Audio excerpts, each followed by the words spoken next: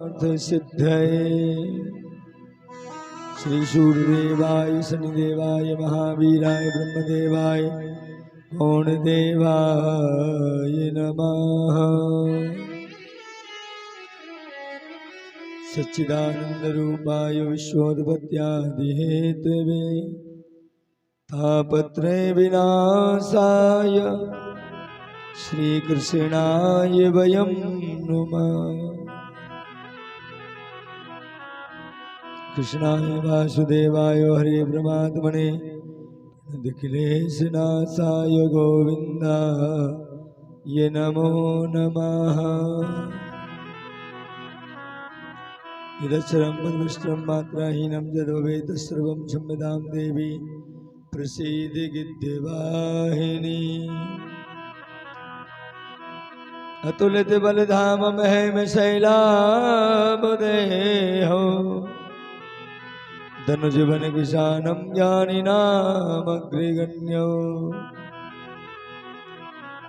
सकल गुण निधानं वानराणामधीशो रघुपत प्रिय भक्तं वात जातं नमामि। जय जय श्री राधा रमण जय जय नमल किशोर जय गोपी चित चोर प्रभु जय जय माखन चोर।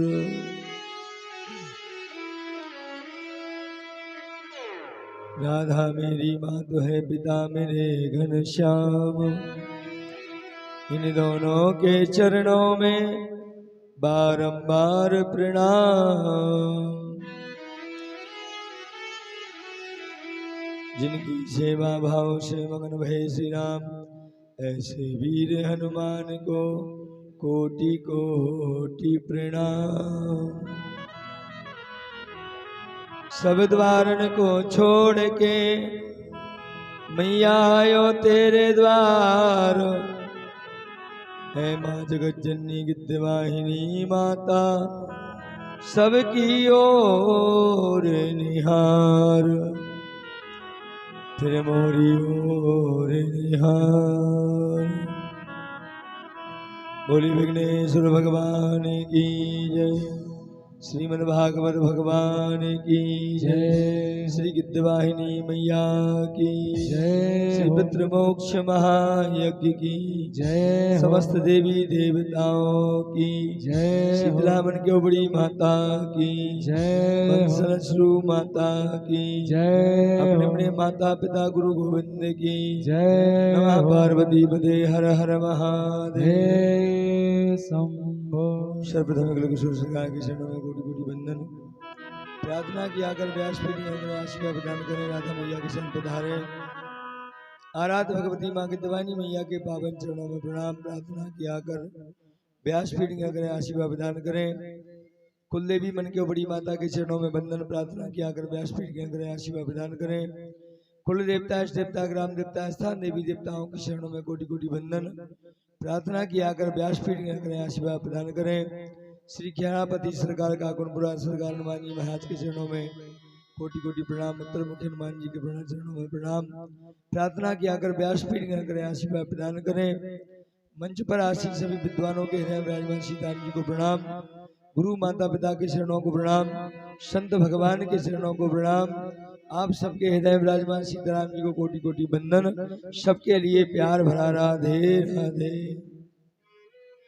बोली वृंदावन बिहारी लाल की जय। हेलो जयकारा गिद्धवाहिनी मैया का बोल सच्चे दरबार की जय। जयकारा शीतला मैया का बोल सच्चे दरबार की जय। आइए माता की कृपा से पितृदि देवताओं की महती करुण कृपा से संतों के गुरु माता पिता के आशीर्वाद से आप सभी के सहयोग से आज गत वर्षों की भांति इस वर्ष 7वें वर्ष के उपलक्ष्य में संगीत में श्रीमद् भागवत की दिव्य कथा जिसको हम लोग शुभारंभ करें सुनना। इसके पहले 2 बार हरिनाम संकीर्तन सब मिलकर के ताली सेवा करते हुए बोले बांके बिहारी लाल की मेरा आपकी कृपा से सब काम हो रहा है। मेरा आपकी कृपा से सब काम हो रहा। करते हो तुम कन्हैया, करते हो तुम कन्हैया, मेरा नाम हो रहा है। मेरा आपकी कृपा से सब काम हो रहा है। आपकी कृपा से सब काम हो रहा है हो।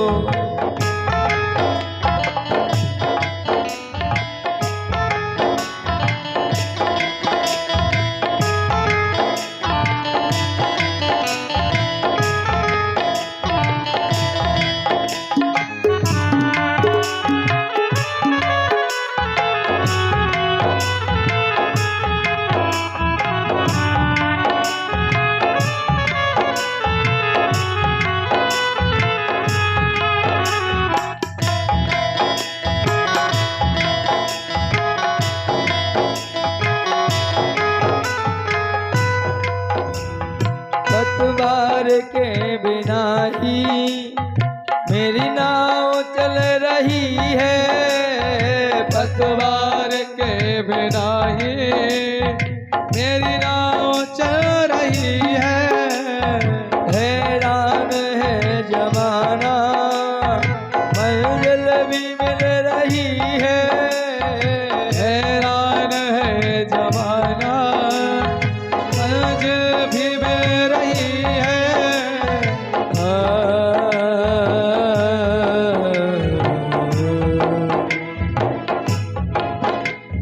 करता नहीं मैं कुछ भी, करता नहीं मैं कुछ भी, सब काम हो रहा है।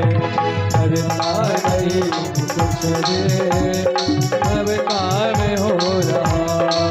दोनों हाथ उठा करके बड़े भाव से श्री राधे। सब काम हो रहा है।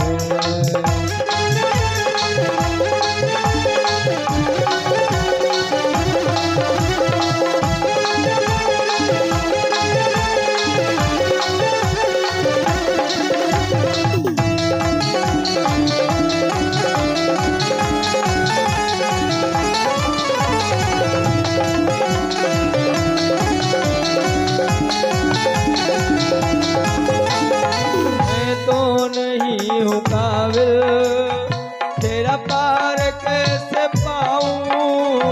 मैं तो नहीं हूँ काबिल, तेरा पार कैसे पाऊं। कन्हैया मेरा प्यारे प्यारे हो। मैं तो नहीं हूँ काबिल, तेरा पार कैसे पाऊं। मैं तो नहीं हूँ काबिल, तेरा पार कैसे पाऊं। टूटी हुई वाणी से गुणगान कैसे गाऊं। टूटी हुई वाणी से गुणगान कैसे गाऊं।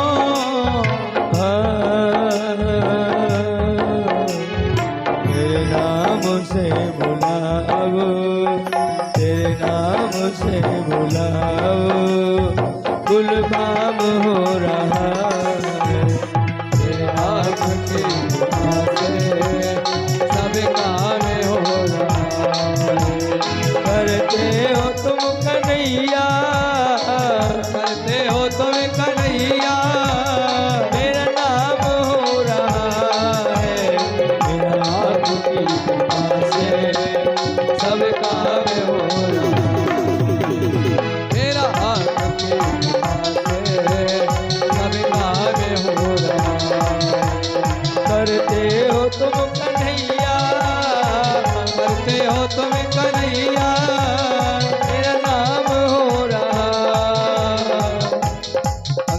काम भगवान की कृपा से हो रहा हो तो हाथ उठाओ, और खुद की गुंडागर्दी चल रही हो तो जेब में डाल लो। मेरा आपकी कृपा से सब काम, आपकी कृपा से जय हो। सब काम हो रहा है। मेरा आपकी कृपा से सब काम हो रहा है। मेरा आपकी कृपा से सब काम हो रहा है। सब काम हो रहा है। सब काम हो रहा है। जय जय श्री राम। श्याम जितने लंबे जाए हो भगवान ने उतने उठाओ, आधे उठाओ सो अगले जन्म में आधे ही मिले। जय जय श्री राम। आज भारत माता रानी की कृपा से 7वीं वर्ष के शुक्ल पक्ष में 7वीं साल माता ने हमें प्रदान कर दी। 7 सेकंड का, 7 क्षण का, 7 मिनट का भी ठिकाना नहीं है कि जिंदगी के सूर को कब डूब जाए, कब एंड हो जाए, कोई ठिकाना नहीं है। फिर भी माता की कृपा है, कोटि कोटि धन्यवाद है, कोटि कोटि माता के चरणों में वंदन है। ऐसी महती कृपा कि हम लोग धीरे धीरे 7वीं सीढ़ी पर पहुंच चुके हैं। वाह, यह बृहद 11 वर्षीय बृहद संकल्प जगत कल्याण के लिए, संसार के कल्याण के लिए माता की कृपा से हो रहा है। इसमें सबके पुरखों को शांति मिले, सारे पितृ देवताओं को मुक्ति मिले, ऐसी भावना है। इसी भावना के साथ यह पितृ मोक्ष यज्ञ का रथ आगे बढ़ रहा है। आपने कथा में सुना होगा, राजा पारीक्षित जी को जब श्रृंगी ऋषि ने श्राप दे दी, इति लंघति मर्यादा सप्तमे तक्षके हनि। ऐ राजा, तूने मेरे पिता का अपमान किया है, इसलिए जा, तूने तो मेरे पिता के गले में मरा हुआ सर्प डाला। हम तुझे श्राप देते हैं कि तुझे 7वें दिन तक्षक नाग आकर के डस लेगा। अब देखो आप ये बात क्यों बता रहे हम। राजा पारीक्षित जी ने जब सोने का मुकुट नीचे उतारा, राजमहल में गए तो सारी बातें याद आ गईं, पछतावा होने लगा। पछतावा, दुखी हो गए राजा पारीक्षित। क्यों? क्योंकि जो राजा संत ब्राह्मणों का सम्मान करता हो, तो उस राजा से संतों का अपमान हो जाए, इससे बुरी बात और क्या हो सकती है। राजा पारीक्षित दुखी हो गए। अपनी पत्नी इरावती से कहने लगे, देवी आज तो बड़ा पाप हो गया हाथों से। इरावती ने पूछा, क्या हो गया? ऐसी चर्चा चल ही रही थी कि इतने में समीक ऋषि का भेजा एक शिष्य आया, और शिष्य ने कहा, महाराज सावधान, तुमने पिता श्रृंगी ऋषि के पिता समीक ऋषि के गले में सर्प डाला, इसलिए तुम्हें श्रृंगी ऋषि ने श्राप दे दिया है कि तुम 7वें दिन चक्षक के काटने से तुम्हारी मृत्यु हो जाएगी। और जहां से राजा ने समाचार सुना, सो ताता थैया करके नाचने लगा। बोलो भक्त वत्सल भगवान की। राजा पारीक्षित नचने लगा।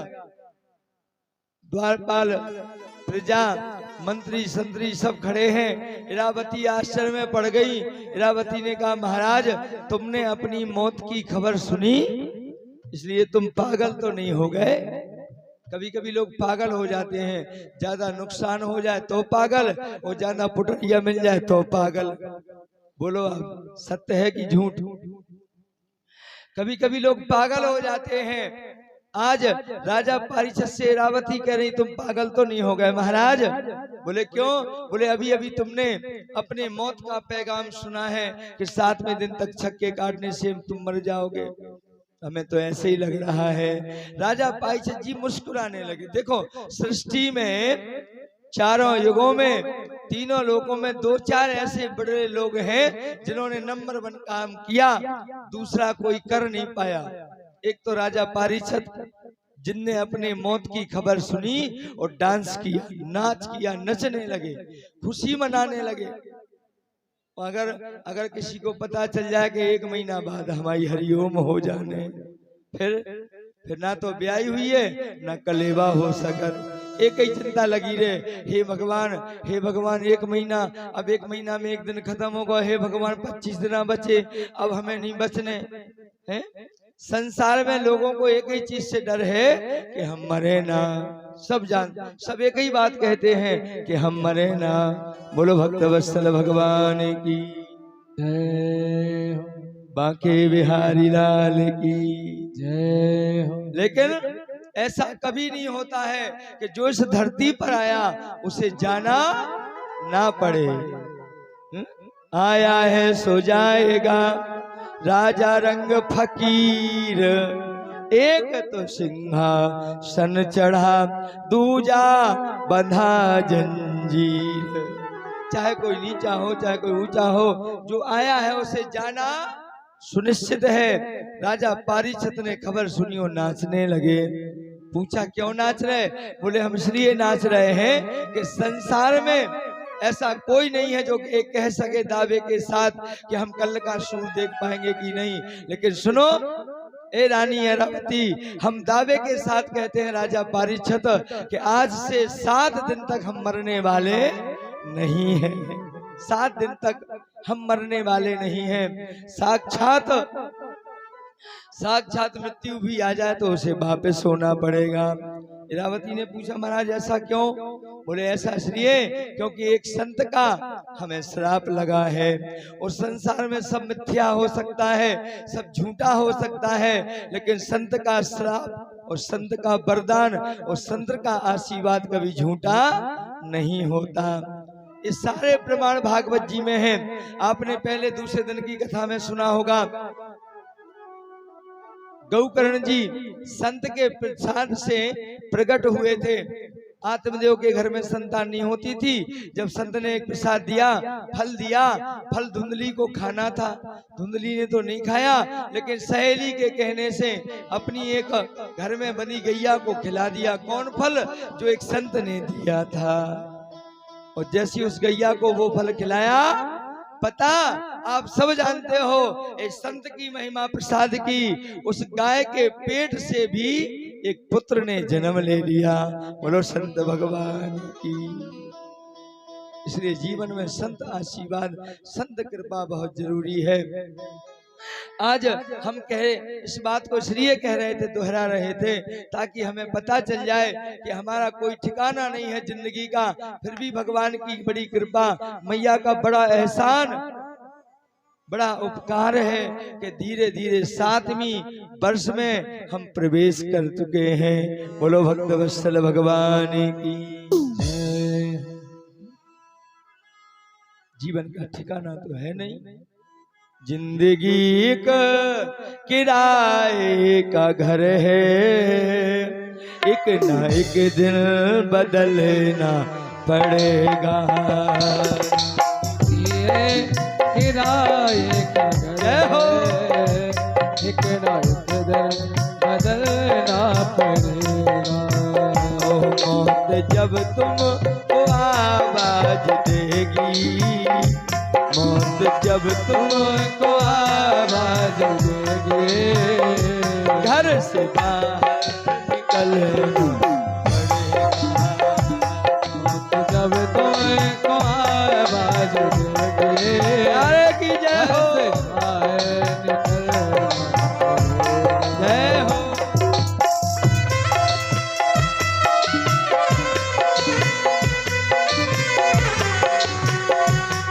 मोंटी पंडित जी मंच पर आ जाए। मोंटी महाराज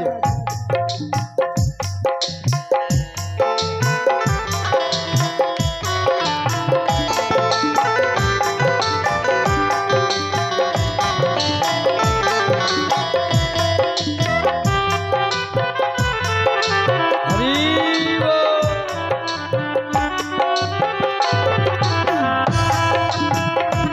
शाम के बाद होगा सवेरा, देखना हो अगर दिल सुनहरा, देखना हो अगर दिल सुनेगा, पाँव फूलों पे रखने से पहले, पाँव फूलों पे रखने से पहले तुझे कांटों पे चलना पड़ेगा।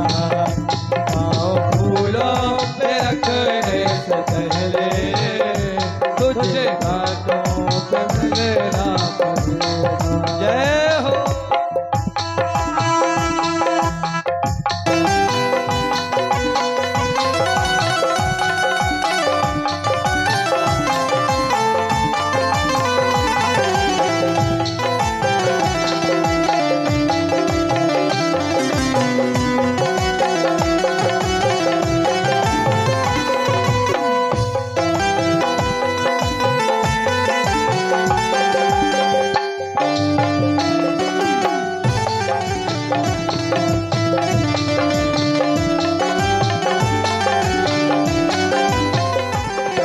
जवानी है 2 दिन का सपना, ढूंढ ले कोई महबूब अपना।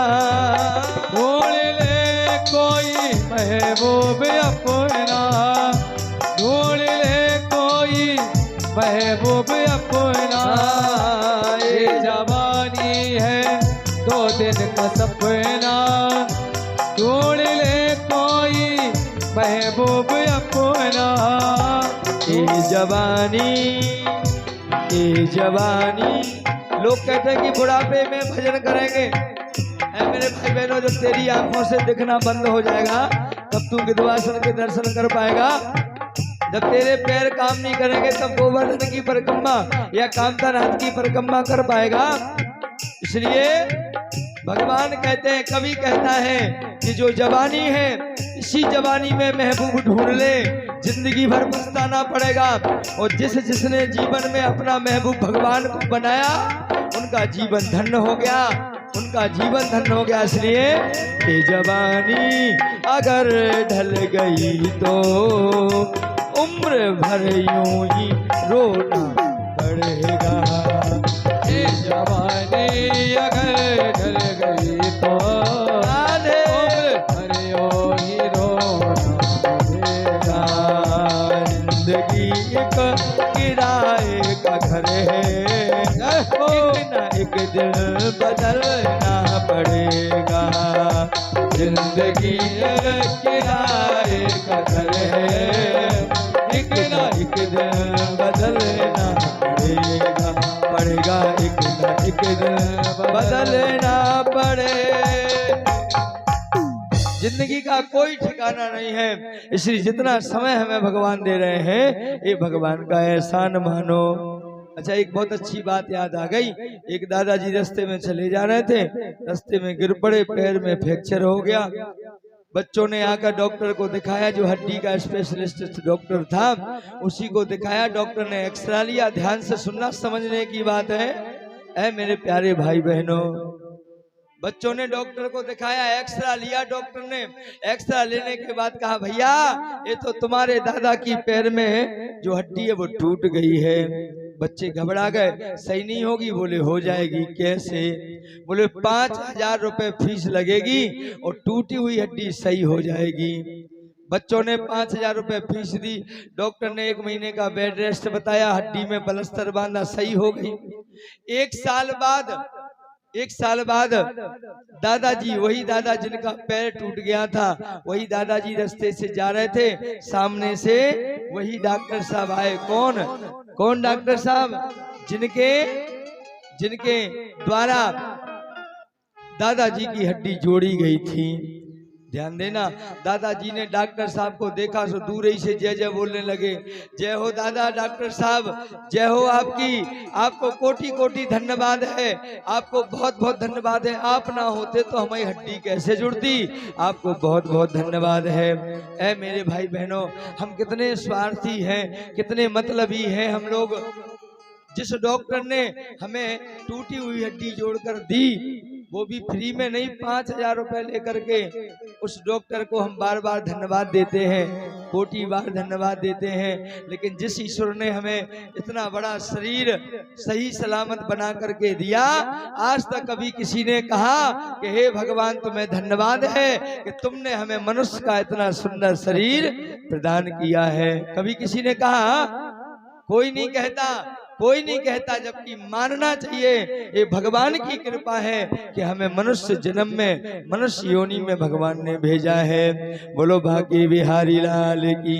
सुखदेव जी राजा पारीक्षित को बड़ी प्यारी कथा सुना रहे हैं। कहा, राजन, इस धरती पर जब जब अत्याचार बढ़ता है तब तक हमारे भगवान अवतार लेकर के आते हैं। जब जब हो ये धर्म की हानि, बाढ़ही असुर अधम अभिमानी।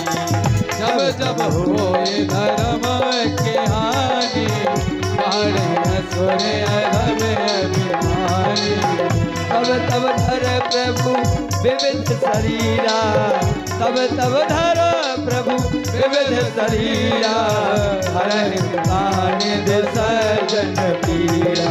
जय सिया राम, जय जय सिया राम। मोटी कहाँ है मोटी? जय जय घनश्याम। जय सिया राम, जय सिया राम। जय घनश्याम, जय जय सिया राम। जय सिया राम, जय सिया राम। जय घनश्याम, जय घनश्याम। देखिए, हम अपने कार्यकर्ताओं से निवेदन करेंगे, श्रवण श्रोती मोंटी शास्त्री जी, हमारे श्री विनय, छोटू, सुरेंद्र, जितने भी शिष्यगण यहाँ सेवा कर रहे हैं भक्तजन, उनसे निवेदन है कि व्यवस्था बनाएं। आज भक्तों का आगमन ज्यादा हो रहा है और मेटी रखी हुई है पीछे, यहाँ वो यहाँ बिछवा दें बगल से। शिवम और भी छोटू भैया, छोटू केवट, अगर आवाज सुने हो तो मंच के करीब आ जाए। जो भी हमारे भारत भैया, आनंद भैया, सभी लोग सेवा करते रहे, किसी को किसी प्रकार की कोई दिक्कत प्रॉब्लम ना हो। बहुत बहुत धन्यवाद। बोलो बांके बिहारी लाल की। सुखदेव जी ने कहा, राजन, राजा, संसार में तुम चिंता मत करो, तुम्हें तो 7 दिन मिले हैं, तुम्हारा तो कल्याण जरूर होगा। आज जड़ भरत को तो 7 मिनट मिले थे, 7 क्षण उनका उद्धार हो गया था। तुम चिंता मत करो। और सुनो राजन, सतयुग में व्यक्ति की, मनुष्य की उम्र 1 लाख वर्ष होती थी। कितनी? 1 लाख साल। सतयुग में 1 लाख वर्ष हुआ करती थी। फिर सतयुग निकला, त्रेता आया, तो त्रेता में 1 जीरो माइनस कर दिया विधाता ने। उम्र कितनी बची? 1 लाख में से 1 जीरो हटा दो, कितने बचे? अब ये तो बेई बता सका जो रोज 1 लाख गिनत हुई। बोलो राधे। 1 लाख में से 1 जीरो माइनस करो, बचे 10,000। 10,000। त्रेता में मनुष्य की उम्र होती थी 10,000 वर्ष। तो 10,000 में से 1 जीरो और माइनस कर दो, द्वापर आया। सो द्वापर में बची 1,000 वर्ष। जय हो।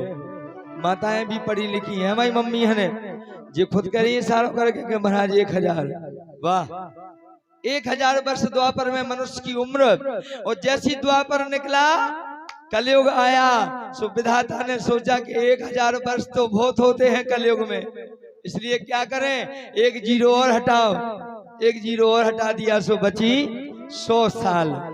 1,000 में से 1 जीरो हटाओ, माइनस करो तो 100 वर्ष बचे। अब 100 साल भी मुश्किल है जीना, है कि नहीं? बोलो भक्त वत्सल भगवान की।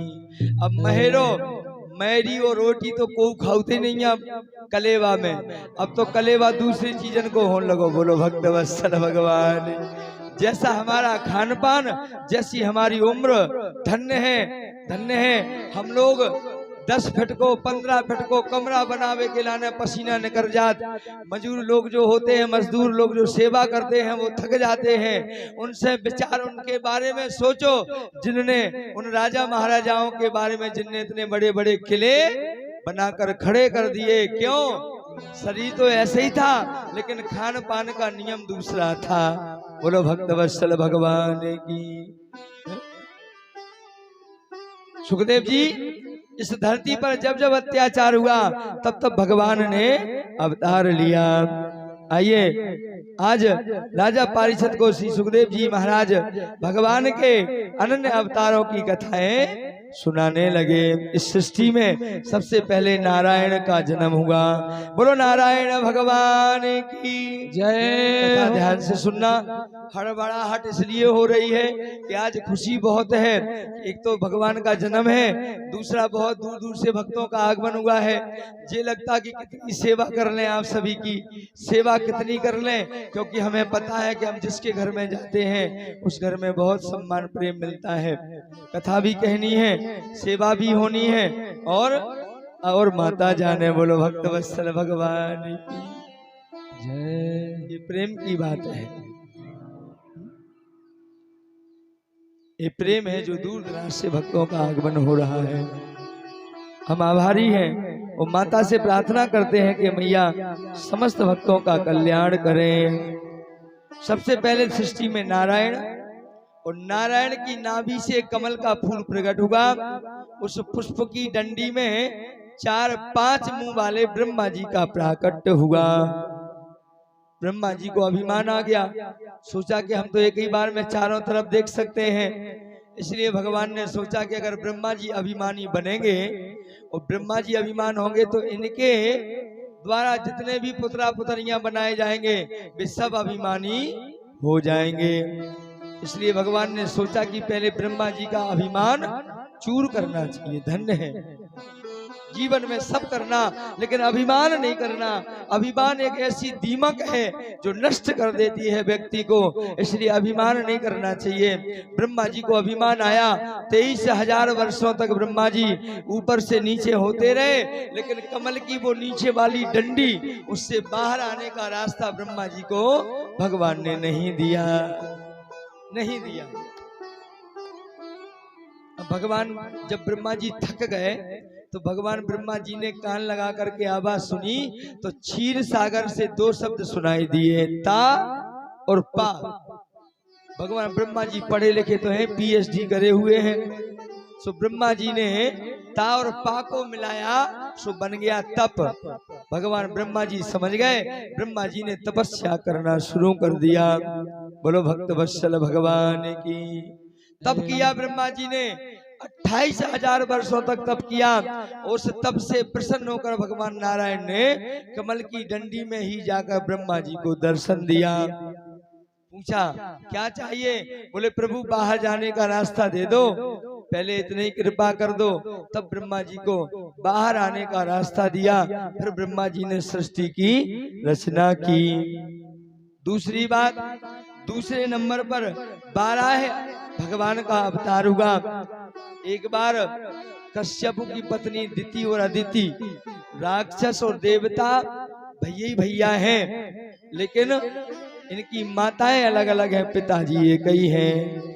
बोलो बांके बिहारी लाल की जय। बरुआ सागर से श्री संतोष कुमार जी अग्रवाल, श्रीमती उषा अग्रवाल जो 1100 रुपए देकर सियग के सदस्य हैं, वो हमारे बीच में पधारे हैं। उनके लिए हम चाहते हैं जोरदार ताली बजा करके स्वागत किया जाए।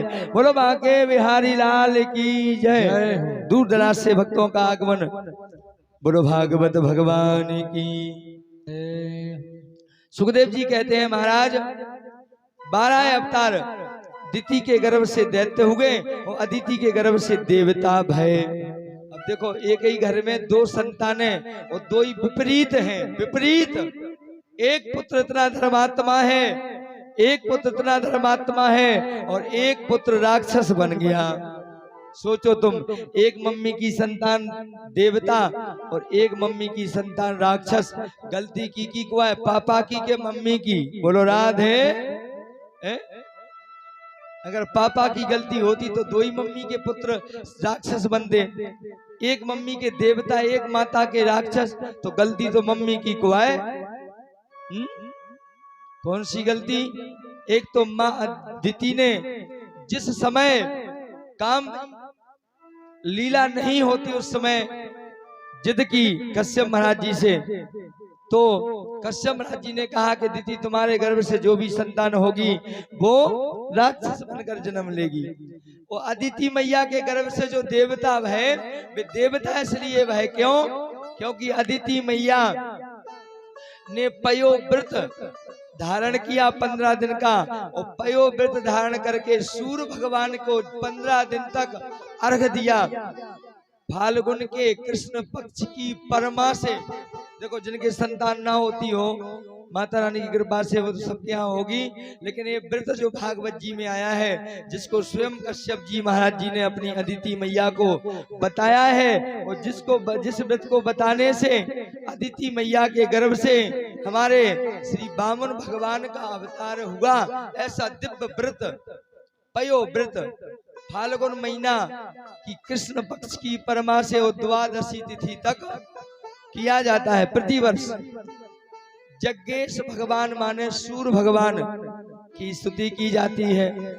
सूर्य भगवान को अर्घ दिया जाता है लाल पुष्प डालकर, और केवल दूध पी करके, दूध का सेवन करके इस व्रत को माताएं 12 दिन तक रहती हैं। जो माताएं ऐसा व्रत करती हैं उनके घर में सुंदर दिव्य देवताओं जैसी संतान प्रकट होती है। बोलो भक्तवत्सल भगवान की जय। जय ना बोलियो तुम लोग। अबे कौन कलेवा भाव का को जय कहा शक्ति ही नहीं जा रहा। बोलो गिद्धवासन मैया की। वो धीरे बोलो, सुनना ले में मत आई। बोलो सच्चे दरबार की जय हो। अदिति मैया के देवता बने। अब हमारी गलती है कि हमारी संतान दैत्य बने के देवता बने। एक माँ का पुत्र स्कूल में पढ़ने जाता था। देखो, संतान अच्छे मार्ग पर जाए तो मम्मी की प्रशंसा होना चाहिए, और बिगड़ जाए तो माताओं का दोष मानना चाहिए। क्यों? क्योंकि इस बात को आप ध्यान से सुने। एक माता जी का बेटा स्कूल में पढ़ने जाता था, रोज पढ़ने जाए। एक दिन बेटे ने 1 रुपया की चौक चुराई और चौक चुरा करके लाया। मम्मी से बोला, मम्मी हम जा चौक चुरा के लाए हैं। मम्मी बड़ी कंजूस थी, प्रसन्न हो गई, पीठ ठोकने लगी, बा बेटा बहुत अच्छा काम कर लिया। उसने सोचा चलो कम से कम 1 रुपया तो बचा। अब बेटे ने सोचा कि माँ हमारी शाबाशी दे रही है, प्रशंसा कर रही है, तो ये काम बहुत अच्छा है, चोरी करना। दूसरे दिन स्कूल गया, बुक चुरा के लाया, मम्मी ने और शाबाशी दे दी। तीसरे दिन गया तो स्लेट और पेन चुरा कर लाया, फिर बैग चुरा कर लाया। मम्मी खूब पीठ ठोक दे, बा बेटा बहुत सुंदर, अब तो हमें कछु लिबाने नहीं आ।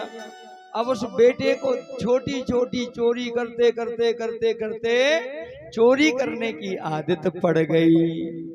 और आदत जिसको जो पड़ जाए वो आदत किसी की छूटती नहीं है। बोलो राधे। छोड़ना मुश्किल है। काऊ की आदत है 5 बजे सो के उठवे की, काऊ की आदत 3 घंटा पूजा करवे की है। हाँ, चाहे जितना रोको भी नहीं मानती। काऊ की आदत है 9 बजे सो के जगवे की। किसी की आदत है शांति में रहने की। काऊ की आदत है जब तक 2-4 जन से लट्ठा मारी ना हो जाए महाराज, तब तक खाई रोटी नहीं पच रही। बोलो राधे। जब सत्य है, आदत जिसको जो पड़ जाए। किसी को सत्संग करने की आदत है, किसी को सत्संग करवाने की आदत है, किसी को धर्म करने की आदत है, और किसी को धर्म करवाने की आदत है। वो तो आदत है। बोलो भक्त बस। आदत अच्छी है तो कल्याण है, वो आदत बुरी है तो बुरा है। इसलिए अच्छी आदत होना चाहिए। सुखदेव जी कहते हैं, राजन एक दिन वह बेटा नामी ग्रामी डकैत बन गया, चोरी बड़ी बड़ी चोरी करने लगा, चोर बन गया, डकैत बन गया। पुलिस वालों ने रिपोर्ट ली, आज पुलिस पीछे पड़ गई, रिपोर्ट हो गई, उसके ऊपर इनाम घोषित कर दिया गया। जो भी इसे पकड़ के लाएगा उसे 20,000 रुपए इनाम मिलेगा। एक दिन वह पुलिस के हत्थे चढ़ गया और पकड़ गया। जज साहब के सामने जाके कटहरे में खड़ा कर दिया। जज साहब ने जितने अपराध थे देखे, अपराध देख करके जज साहब ने कहा, ये तो बहुत गंदा व्यक्ति है, इसकी गंदी आदत है, अगर ये समाज में रहेगा तो समाज बिगड़ जाएगी, इसलिए इसको इस धरती पर रहने का अधिकार नहीं है, इसे सजाए फांसी की सजा दे दो। फांसी की सजा निश्चित हुई, समय निश्चित होगा, तारीख आई, फांसी लगने ही वाली थी। फांसी जिसकी लगती है, ऐसा कानून का नियम है, उसकी आखिरी इच्छा पूरी की जाती है। पूछा भैया तुम्हारी अंतिम इच्छा? बोले हाँ साहब। क्या? बोले एक ही इच्छा है। बोले क्या? बोले जिस माँ ने हमें जन्म दिया है एक बार उस माँ से मिलवा दो बस। पुलिस वालों ने बुलाया, माँ को पता चला तो माँ रोने लगी, फूट फूट कर रोने लगी। ऐसी कौन सी माँ होगी जिस माँ के सामने उसके बेटे को फांसी दी जाए और वो माँ ना रोए? ऐसा तो हो ही नहीं सकता। माँ रोने लगी। उस बालक ने चिल्ला करके कहा, रे मम्मी, ए माँ, अब तुम्हें रोने से कोई फायदा नहीं है। और सुनो माँ, ये इतनी हल्की उम्र में आज हमें जो फांसी लग रही है ना, इसका कारण तो आप ही हो। माँ रह गई, हम कैसे कारण हैं बेटे? बोले माँ, वो दिन याद करो जिस दिन हम 1 रुपए की बैतली चुरा के लाए थे और आपने हमें शाबाशी दी थी, प्रशंसा की थी। अगर उस दिन पीठ में हाथ शाबाशी के ना मारकर 2 गाल में चाटा मार देती तो आज हम डकैत ना बनते, चोर ना बनते और हमें फांसी ना लगती। इसलिए माँ, गलती तो आप ही की है। ऐ मेरे भाई बहनों, संसार में अपने पुत्रों को अच्छी शिक्षा देना ये हमारा कर्तव्य है। काम है कि नहीं? अब VIP जमाने की मम्मी, छोटे बच्चे हैं, सोने की कथा में तो लेके जाती नहीं है। कथा हो, मंदिर हो, घर ही पे सुला देती है, तुम घर पे रहो। अगर बच्चा को गोदी लेके जा रही है, सुनाओ कि पन खुल जाए साड़ी को। बोलो राधे। इतना की नहीं कह रहे हम तो दिल्ली तरफ की बता रहे कि वो तो ऐसा ही हो। हाँ, आज भगवान की कृपा से अदिति के गर्भ से सुंदर बेटे ने जन्म लिया। माताएं जो सिखा दें बच्चे को, बच्चे वही सीख जाते हैं। बावन भगवान ने अदिति के गर्भ से जन्म लिया था, लेकिन पहले दिति के गर्भ से हिरण्याक्ष हिरण्यकश्यप का जन्म हुआ। हिरण्याक्ष अत्याचार करने लगा, तब भगवान की कृपा से हिरण्याक्ष का उद्धार करने के लिए भगवान ने ब्रह्मा जी की नाक से 12 भगवान का अवतार धारण किया। बोलो 12 भगवान की जय। और हिरण्याक्ष का उद्धार किया और जो पृथ्वी का हरण किया था हिरण्याक्ष ने, उस पृथ्वी को लेकर के आए और जहां के तहां विराजमान कर दिया। इधर पृथ्वी को भी लगा कि लो, हमें थोड़ा सा हरण क्या कर लिया गया, देवताओं की हमारे बिना नहीं चली। और जिसको जे घमंड हो जाए कि हमारे बिना नहीं चलती है, फिर उस घमंड को भगवान रहने नहीं देते। भगवान समझ गए कि पृथ्वी को अभिमान हो गया, इसलिए भगवान ने सीधे दौड़ लगाई और सीधा वृंदावन पहुंच गए। वृंदावन में पहुंचे, पृथ्वी ने देखा कि हम तो महाराज के मुखार बिंद पर विराजमान है, ये कौन सा नगर है? बोले महाराज ये क्या है? बोले जी सीधा वृंदावन है। ए भगवान जी, हम में नहीं आता। बोले ना, इस सृष्टि से परे है, ये तुम्हारे भरोसे नहीं है, ये किसी के भरोसे नहीं है। ए देवी जी, तुम संसार की मालकिन बन सकती हो, लेकिन हमारे घर की मालकिन तुम। ये हमारा घर है सीधा वृंदावन। बोलो वृंदावन धाम की जय। ऐसा धाम वृंदावन के पूछो ना। मेरा मन पंछी ये बोले, ताली सेवा करते बड़े भाव से। मेरा मन पंछी ये बोले, उड़ वृंदावन जाऊं, ब्रज की उन पावन गलियों में मैं राधे राधे गाऊं, मैं राधे राधे गाऊं, मैं श्यामा श्यामा गाऊं, मैं राधे राधे गाऊं, प्यार से जय हो। श्यामा श्यामा गाऊं, मैं राधे राधे गाऊं, मैं श्यामा श्यामा गाऊं, मैं राधे राधे गाऊं, मस्ती में आकर श्यामा श्यामा गाऊं, मेरा मन पंछी ये बोले।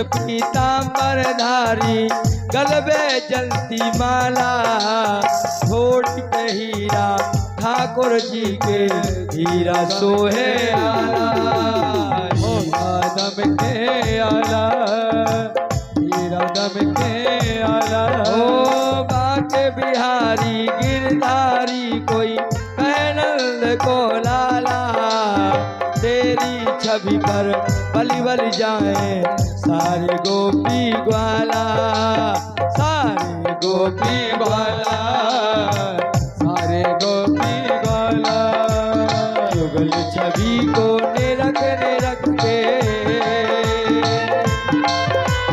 युगल छवि को निरख के मन की प्यास बुझाऊं ब्रज की उन पावन गलियों में राधे राधे गाओ मैं राधे राधे गाओ मैं श्यामा श्याम गाओ राधे राधे गाओ मैं श्यामा श्याम गाओ राधे राधे राधे गाओ मैं श्यामा श्याम गाओ काली सेवा करते हो हरि बोल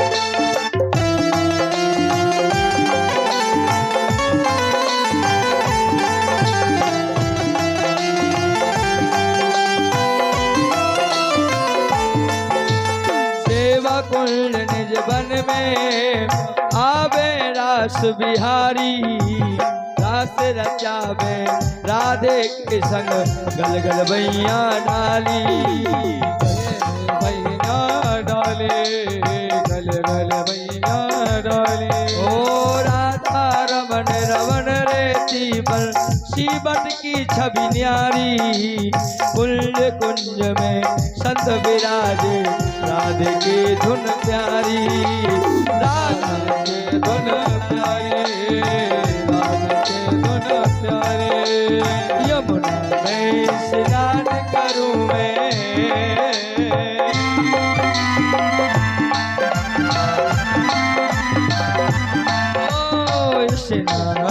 स्नान करूं मैं मन की तपन बुझाऊं ब्रज की उन पावन गलियों में राधे राधे गाऊं मैं राधे राधे गाऊं मैं रामा श्याम गाऊं राधे राधे गाऊं मैं श्यामा श्याम गाऊं राधे गाऊं मैं श्यामा श्यामा गाऊं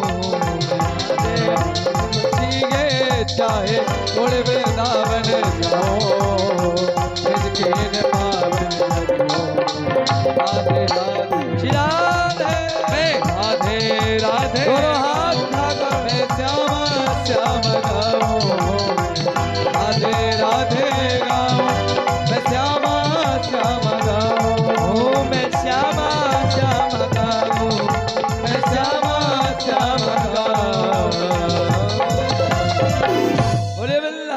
बिहारी ला